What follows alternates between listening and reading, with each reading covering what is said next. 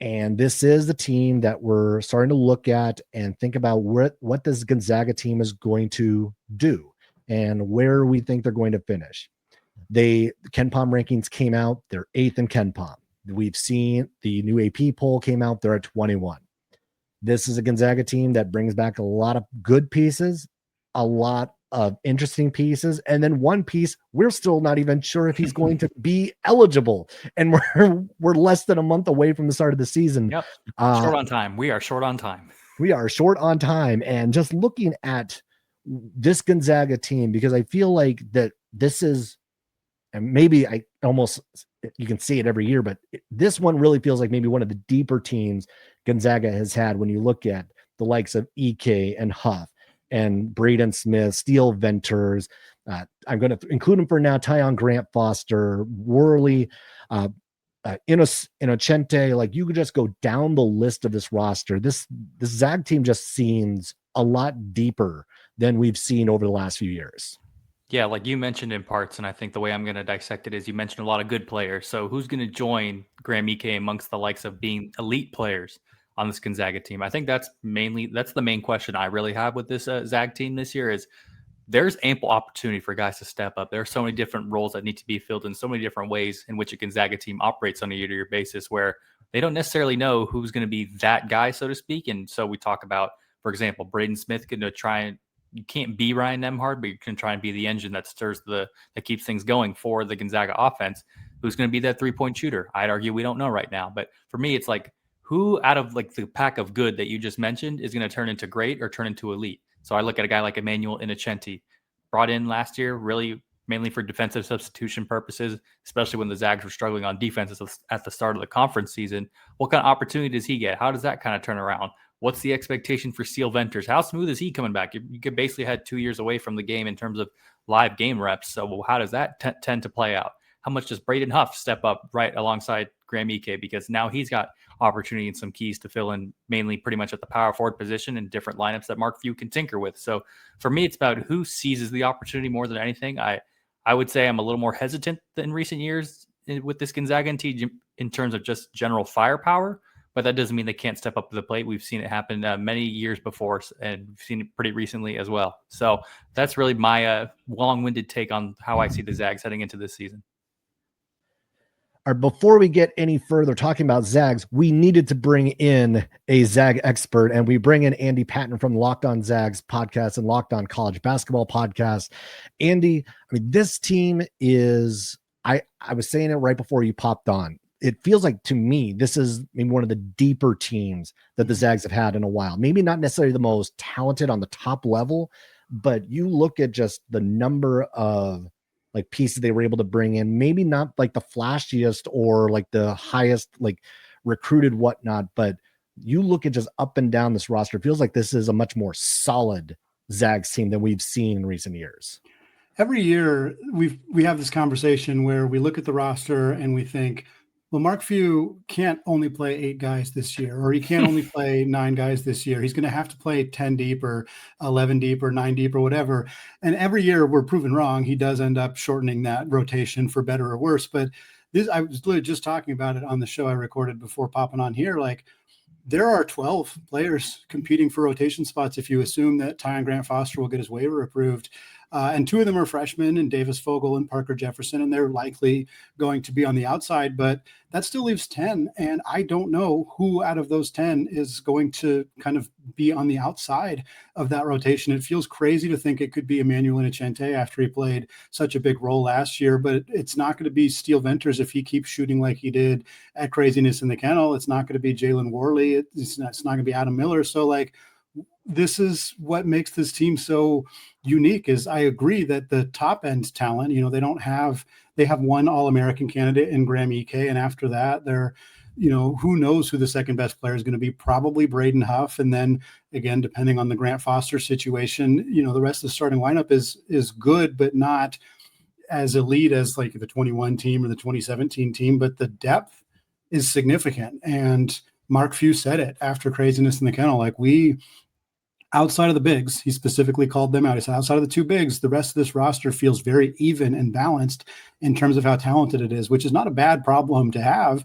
It's just going to be a lot of puzzle pieces to figure out where do players fit, what this lineup might have better floor spacing, but it's weaker defensively. This lineup might have more versatility, but you don't have as much shooting. Like, there's a lot of kind of ins and outs that make this roster very fascinating to me. And there's also not a whole lot of time for the Zags to figure it out, because two of their toughest games are their second and third game of the season.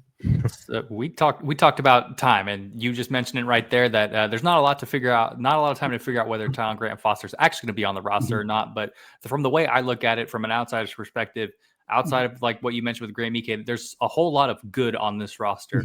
Who are some of those guys that have stuck out to you over the course of this stint in fall or so that maybe will graduate into those next years of being great and elite and being enforcers on this Gonzaga team? Because I feel like that's maybe one of the biggest questions. Who's going to step up and be kind of like the explosive firepower that we're accustomed to seing? Yeah, I think that's a really interesting question about this team, because they're really front court dominant. I mean, that's not unusual. I mean, their best teams have historically dominated with scorers down on the block, but this team, they don't really have a go-to scorer that's not one of the front court players. And that's what makes this Grant Foster situation particularly compelling, is because that is the role that he fills. He is somebody who you can put the ball in his hands and tell him to go get a bucket, and he can do it. I don't think there's anybody else on this roster. That's not Braden Smith's game. That's not Steele Venters' game. He's a spot-up shooter. He can create off the dribble a little bit, but that's not really his game. Adam Miller, maybe, but like that's not really – Gonzaga didn't bring Adam Miller in to do that. They brought him in to effectively replace Nolan Hickman as mostly a floor spacing kind of secondary creator type. Jalen Worley's not an offensive player, very good defender, but that's not really his role either. So that is where there is a bit of a question mark. I think – this is where you could potentially see, like, I think the best case scenario for Gonzaga is that Mario Saint-Superi is that guy, the incoming freshman from Spain, 6'3" guard, played extremely well in the Eurobasket this summer, but he hasn't spent a lot of time on campus. And I think he's more likely to play off the ball more than on the ball this year, just because he doesn't have those reps kind of playing this offense as a primary ball handler. So I think you'll see him play off the ball more. And I think he's somebody who could be more of a creator, more of a scorer, more of a kind of a player who really steps up and bends the defense in a way that a lot of these guys probably aren't going to do. But I agree that the team is filled with a lot of guys who are really good high-end role players, and there's just not a lot of star power. And I don't know that that's necessarily a bad thing, but it requires Mark Few to push all the right buttons to get these lineups to work.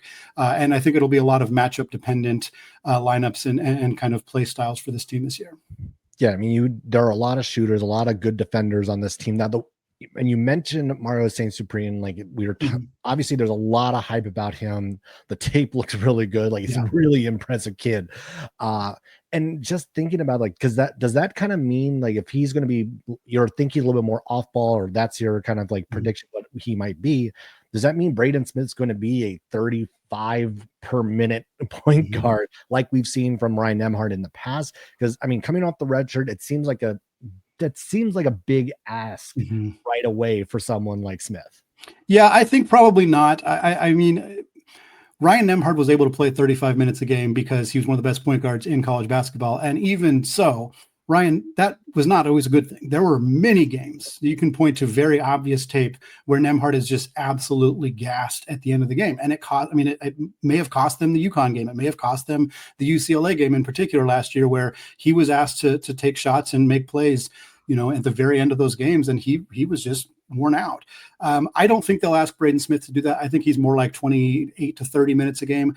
I think that Mario will spend some time at the one backing him up, but I also think there's a chance that Jalen Worley ends up kind of playing a sort of point guard role. He was a facilitator at Florida State in the 3 years that he was there, and he's not a traditional point guard, but he's talked about in the offseason kind of learning the pick and roll and kind of being able to play that role for Gonzaga. And I think he's more than capable of being a kind of in a pinch backup point guard. I don't think you rely on him in that role a ton, but I think he can do it. And so I think those are kind of the three. And I do think for Gonzaga, the plan was that Mario would be ready to play solid 10 to 12 minutes per game purely at point guard. And I think they may back off that a little bit and have him be like, maybe he plays 5 minutes a game at point guard and 10 minutes a game off the ball. And maybe Warley plays 5-ish minutes per game at point guard. I think Adam Miller could probably do it in a pinch too. But I think Mark Few learned that maybe playing a point guard 35 minutes a game is not always the right solution. And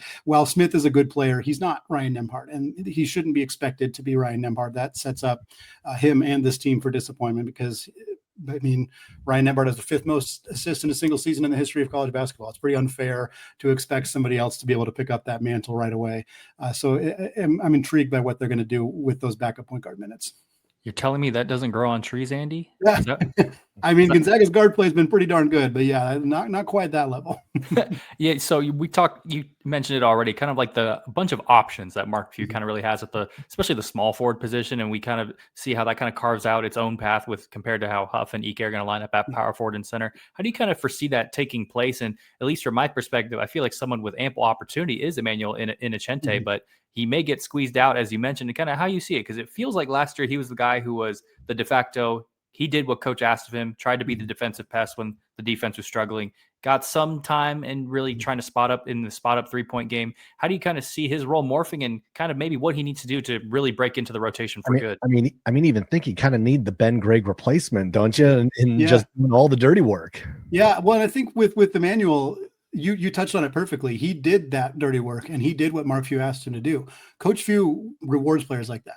There's a reason Emmanuel stepped into a starting lineup last year. It was partly to send a message to the other starters like, hey, your spot is not guaranteed. And, if we need to replace you, we will replace you.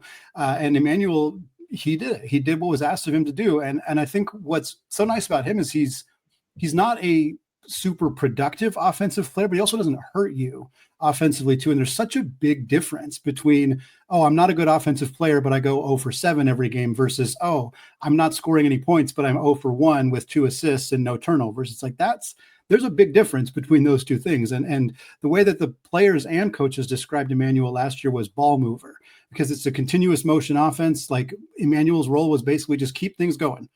Go set the screen away, go, get the ball, set it back up at the top of the key. If you're wide open, take a shot, crash the offensive glass. And he does all of those things.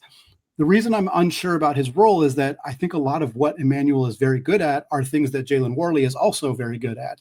And they feel, I don't want to say redundant necessarily, but a tad redundant in the sense that neither of them are very good offensive players. I think it's difficult to play them at the same time. That lineup would stop everybody.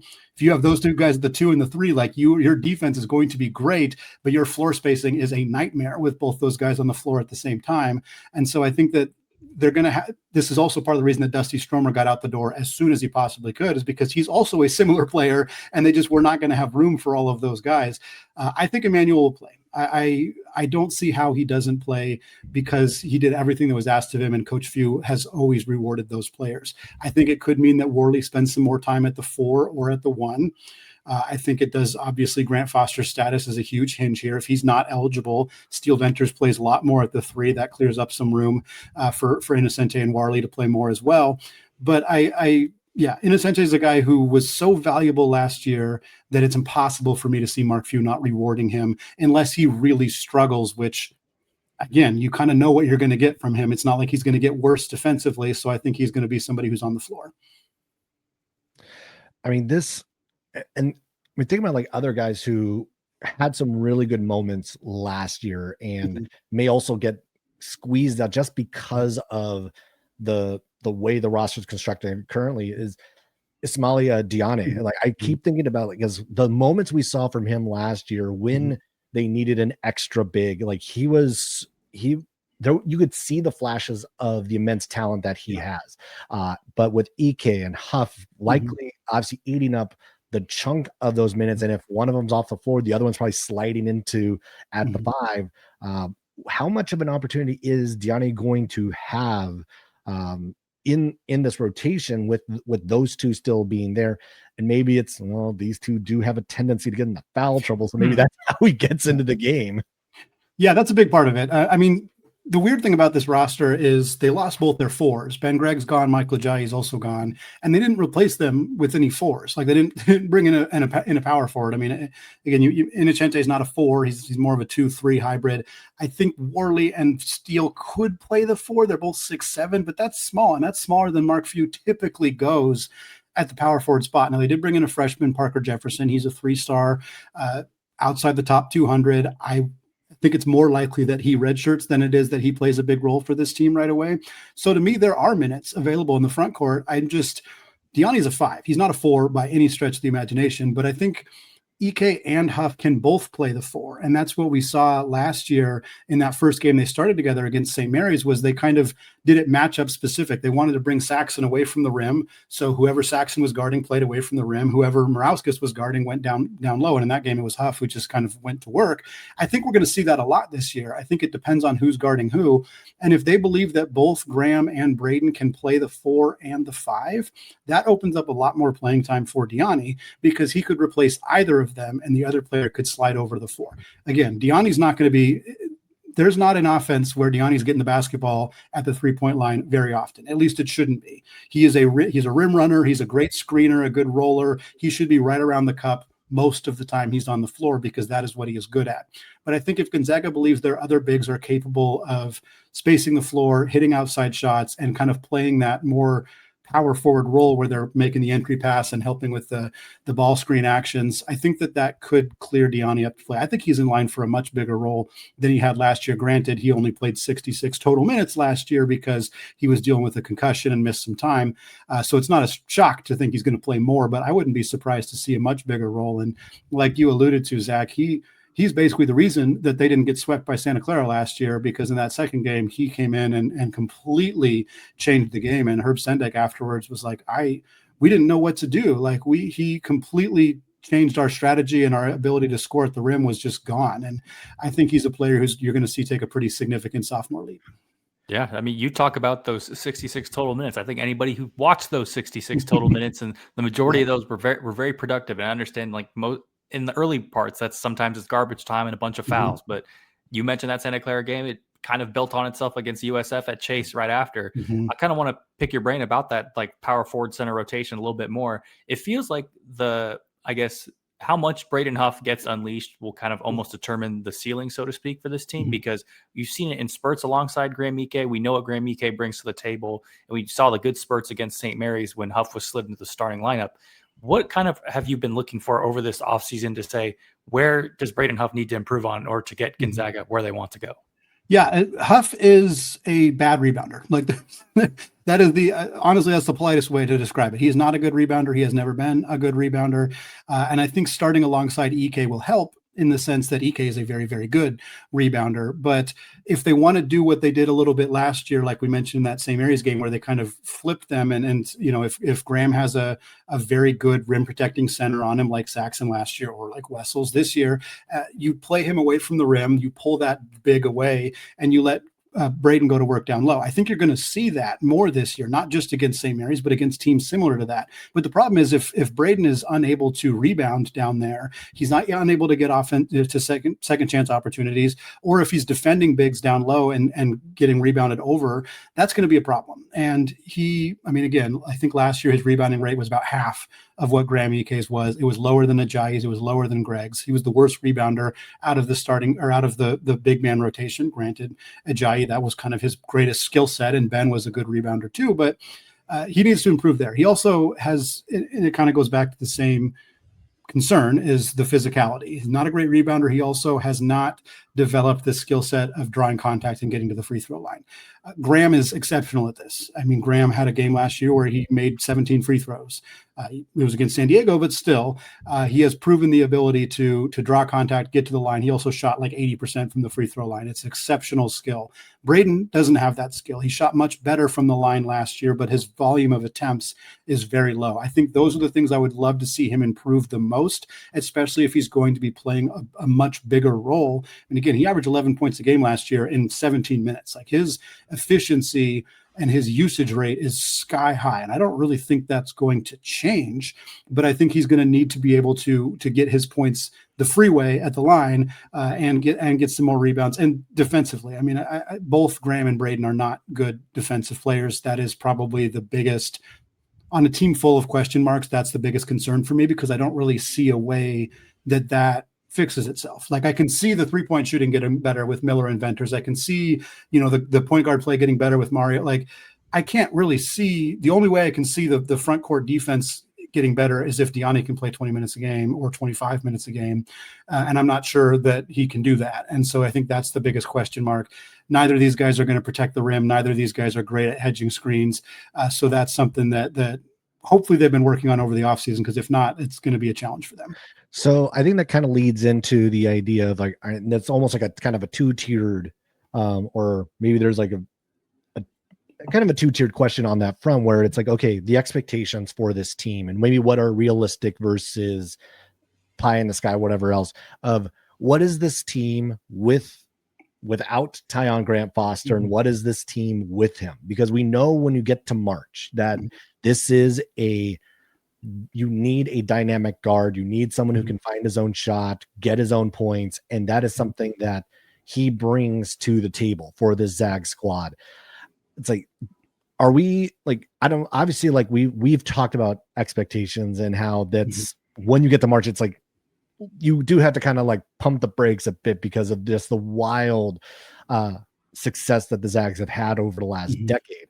But it's like, feels like with Grant Foster, like this is a team that can go on a deep run, but without him, it does feel like there's maybe a bit of a set ceiling on what they're capable of doing.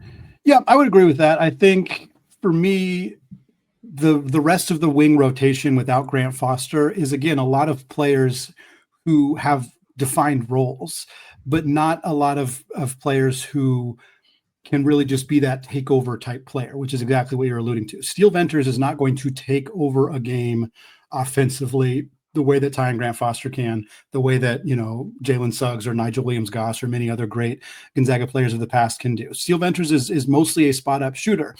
He's a very good shooter and looked excellent at Craziness in the Kennel, to the point where it's very exciting that he's finally back and able to play for this team. But he doesn't strike me as that type of player. Neither does Adam Miller.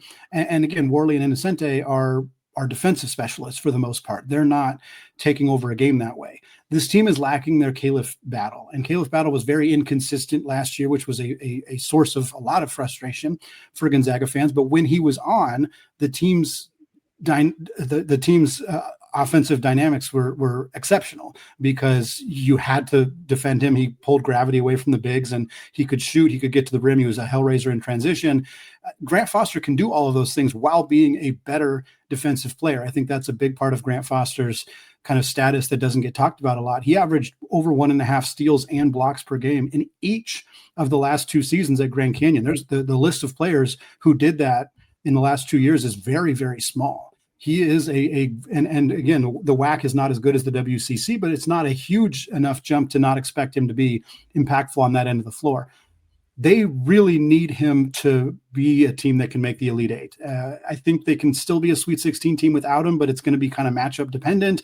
And after that, it's hard to project this team going a lot farther than that, unless over the course of this season, there's this gargantuan leap from Mario Saint-Superi. Possible, yes. Likely, hard to say. But that's he would need to be that guy. He would need to turn into a player who is capable of just full on taking over. And while the highlights, as you mentioned, Zach, are exceptional, and the clips that you find of him at Eurobasket and things like that are great, that's not really his game. He doesn't take over basketball games. He's, again, more of a role player who is very good at making plays when asked to, but I don't see him being that kind of ball dominant, let me take over the game type of player, to the point where I don't think Gonzaga has that player without Grant Foster. And I do think that impacts their ceiling. All right. So on your way out, I think I would be remiss if I did not talk about the schedule. Obviously the Zags have a great schedule, but I am focused on one specific game, and one game I know you're probably going to be really excited for. It's on January 17th when the Zags visit your other alma mater, Seattle U, at Climate Pledge Arena.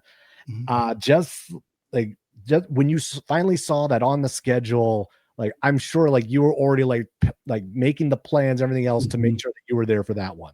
Yep. The first thing I did was check with my wife's work schedule. Like, hey, can we make sure we're not, we have some coverage with the child this day, because I really want to go to that game. And I made it very clear. And I'm hoping it'll be, I'm hoping it won't be the game that Gonzaga breaks the curse of Climate Pledge, because I'm hoping that'll happen a month prior when they play UCLA at the Climate Pledge Arena. But Gonzaga has not won at that building since it has been renamed. And so I have a pretty good feeling that they'll at least get one of those two games here. But hey, shout out to Seattle U, who came in 5th in the WCC in terms of the KenPom rankings at 116th. I'm really intrigued by Seattle U's roster. They bring in former Zag and Jun Suk-Yo, and I think by all accounts, he's going to play a pretty decent role for this team. They got a couple good returners back. And yeah, I know it's only for 1 year, but I'm very excited that my two alma maters are in the same conference. Seattle U belongs in the WCC. They belonged in the WCC a while ago. I know that it took some time because there wasn't a need for realignment earlier, and Seattle U, they've only been D1 back at the D1 level for a little over a decade now, or I guess closer to 2 decades. But I'm excited about this team. I think they're a team that's going to legitimately contend in this conference sooner rather than later. This year, I'd be a little surprised if they finish 5th, but not stunned. But like after that, once Gonzaga's gone, once the two state schools are gone, I could see Seattle U being a legitimate player with San Francisco, Santa Clara, and same areas depending on their status going forward. So I'm really happy about that. I'm glad they're playing them twice too. I think that's a good opportunity for Seattle U to get 2 games against the Zags before they bounce to the Pac-12. I like that. Close out almost close this out with some love in the brotherly love in the state of Washington. The last one I have for you before we get this show on the road here is when we had you about a few months ago, you talked about the struggles that the challenges that you foresaw with this upcoming roster. You've seen a little bit of the practices that have come out. You've seen craziness in the kennel. The season's fast approaching. How effectively, now that we're pretty much at the brink of the season, how effectively do you believe that your concerns have been addressed with this Gonzaga roster? Yeah, I think the fact that Steele looks so good is really helpful to me. That was a big concern. Last year's team was the worst 3-point shooting team in the Mark Few era in terms of percentage that we've ever. I mean, they weren't even that terrible. It's just a testament to how good they've historically been. But last year's team had Nolan Hickman, and that was kind of it. The bigs, I mean, Michael Ajayi shot vanished, Ben Gregg shot vanished, Braden Huff shot vanished. Like they really, really struggled to space the floor. And once teams figured that out and could just pack the paint, it became a nightmare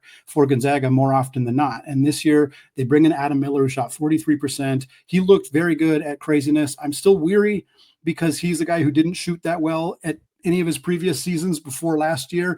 But I think that we have so often seen players come to Gonzaga and have the best 3-point shooting season of their career because there's more floor spacing, because of the gravity of the bigs. So I feel more confident in that. Steele, again, he drilled 3 threes at craziness. 2 of them were transition threes, so he was wide open. The other one was off a curl screen. It was a very smooth looking shot. So I'm a little bit less concerned about that. I alluded to the front court defense still being something I am concerned about, but this team has so much depth and versatility in how they can run their lineups. They could put a super great 3-point shooting lineup out there and just space the floor and let Graham go to work down low. But then if they need more defense, they could bring Jalen and Emmanuel in and just lock down on the perimeter. I think they have addressed a lot of those concerns with that versatility. But I am still concerned about the star power, specifically with the Grant Foster situation, the point guard minutes, especially with Mario's kind of only having been on campus for a couple of weeks. And then again, the front court defense, I think, is just probably the most concerning thing to me, and the foul issues that those bigs have. I mean, if Graham picks up 2 fouls in the first 6 minutes of a game, which I said that will happen, there will be a game where that happens. It happens every year.